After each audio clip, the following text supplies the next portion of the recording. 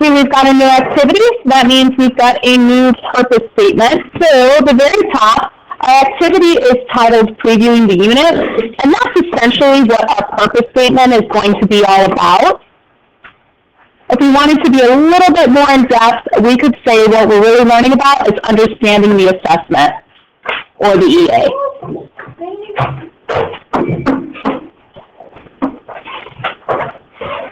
So our purpose for this activity is to understand, well, what the heck is this thing? We don't know what the assessment is yet. So that's the activity 2-1 is going to have us do. All right, can you read below the Making Connections subheading for us, please, Brandon?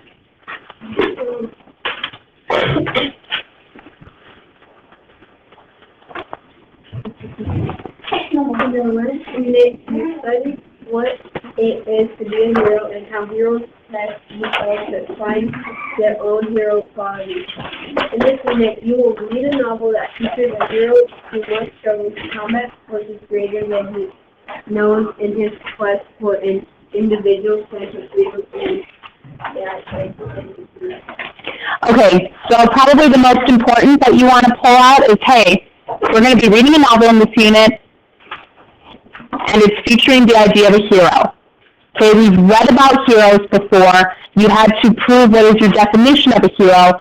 So now we're going to look at a hero in fictional text and decide some more information about this hero.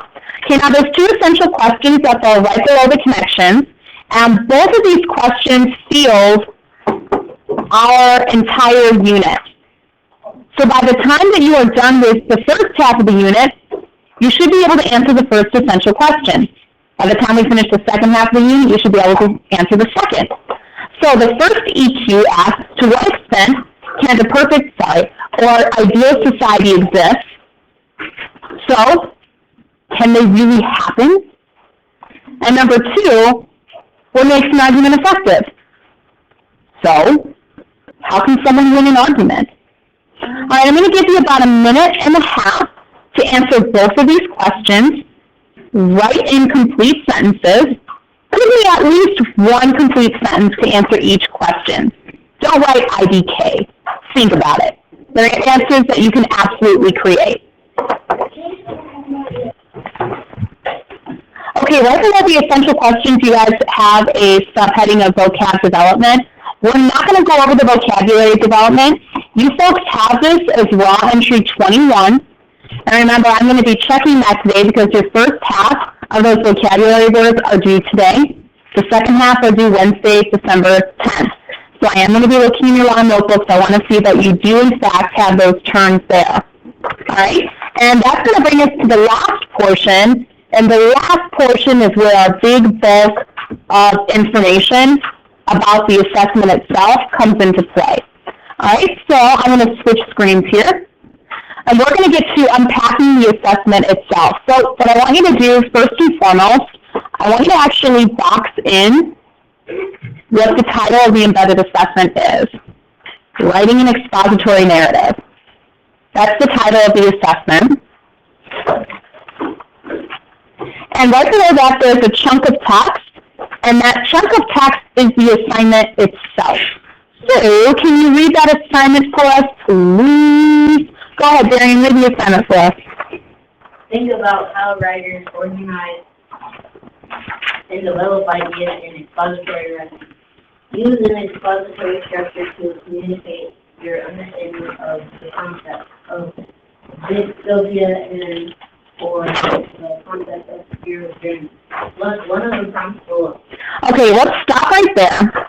And what we have to do in terms of our bookmark, first thing that we have to do is we have to paraphrase the actual assignment of the bookmark. All right?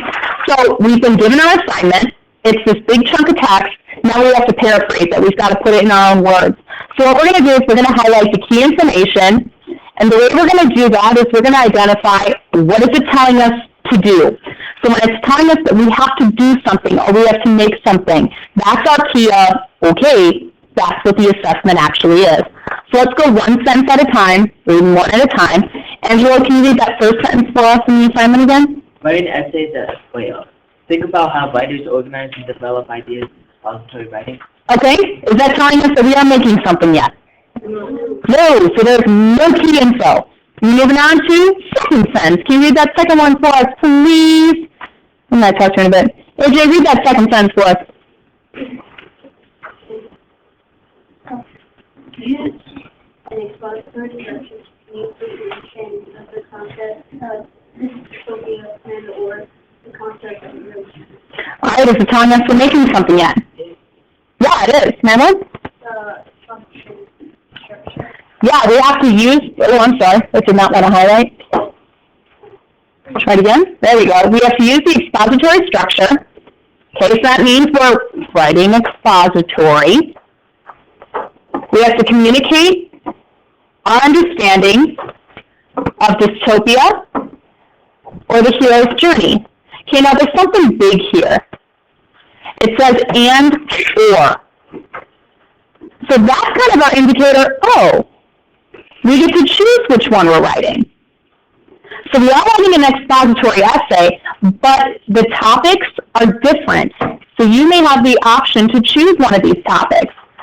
Dystopia, which is going to be option A, or the concept of the hero's journey, which is going to be option B.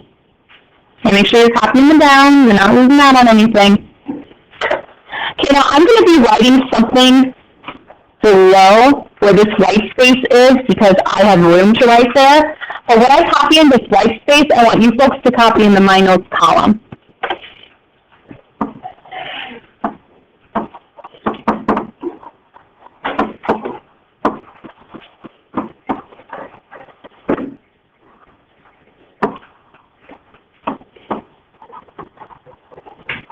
And I'll read it to you as well, in case you're having trouble reading it. Okay, you might not have the option of different topics to write your embedded assessment on. Currently you do. There's two possible options for this assessment, writing about dystopia or writing about the concept of the hero's journey. Okay, but over the course of this first half of the unit, if I'm noticing that you guys are not understanding how the hero's journey is lining up with the hero himself of the novel The Giver, there's no way I'm going to ask you to write an essay on that. That's me setting you up to fail. That's not right. So if I'm noticing that you folks are having trouble, then I'm going to say, you're writing on this topic. Okay? Currently right now there's two possible choices, but again, if during the course of our studies it looks like you guys are getting seriously tripped up by it, I don't want you writing on that. That's setting you up to do poorly, and I don't want to do that. That's not right. Okay, now the actual options of essays, I'm just really briefly going to highlight some info for you. So option A is comparing and contrasting dystopian society with modern-day society. Again, these options we're not going to spend a lot of time on today. We'll spend more time when we get closer to actual writing. The second option, explaining the protagonist changing as a result of his dystopian society. Okay, that one's a lot more involved. So now what we have to do is we have to write on our bookmark. We've got to write on the actual assignment box. So pull out your yellow bookmark, and I want you to find the top left-hand corner of the assignment. Okay, what I highlighted in blue on the screen is the major bulk of the assignment. What I highlighted in green, that's the secondary part of it. So what we have to do is we have to take what I highlighted in blue and turn that into our assignment in our own words. So I'm going to give you about a minute. Take what we highlighted in the first portion of the assignment, not the bullet points. Take what we highlighted in the first portion of the assignment, write it in your own words in the assignment box of your yellow bookmark. Go ahead and do that.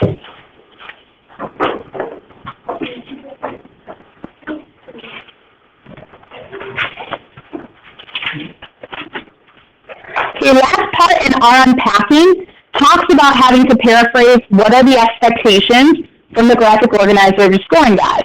So last thing that we're going to do is we're going to work with the scoring guide on page 128 in Springboard and what's in your yellow bookmark. So I want you to go ahead and fast forward to page 128 in Springboard.